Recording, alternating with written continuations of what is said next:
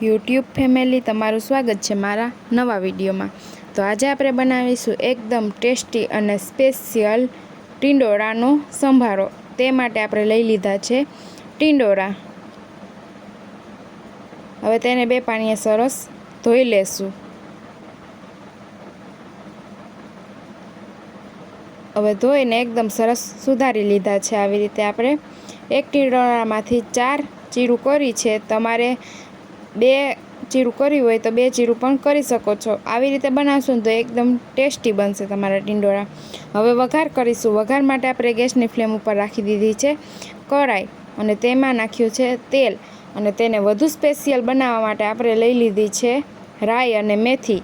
રાઈ અને મેથી નાખવાથી ટીંડોરાનો સ્વાદ છે ને બહુ મસ્ત આવે છે।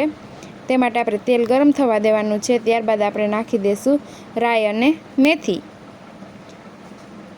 મેથીની સુગંધ છે ને બહુ મસ્ત આવે છે સંભારામાં। તો હવે મેથીનો કલર એકદમ લાલ થઈ જાય ને ત્યાં સુધી પકવવાની છે। રાઈને ફૂટવા દેવાની છે। તો આપણી રાઈ ફૂટવા માંડી હતી અને મેથી પણ એકદમ સરસ લાલ થઈ ગઈ હતી। ત્યારબાદ આપણે ટીંડોરા નાખી દીધા છે।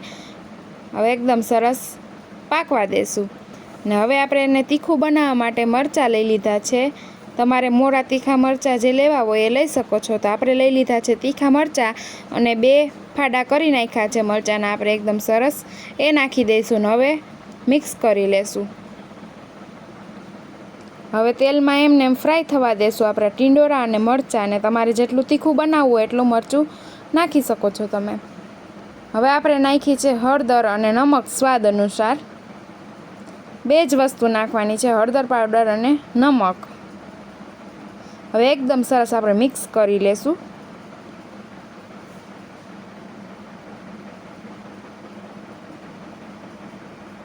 હવે એકદમ સરસ મિક્સ થઈ ગયા છે અને ફ્રાય પણ થવા માંડ્યા છે। તો આપણે તેમાં નાખીએ છીએ વધુ સ્વાદ લાવવા માટે ટમેટું આપણે ઝીણું સુધારીને લઈ લીધું છે।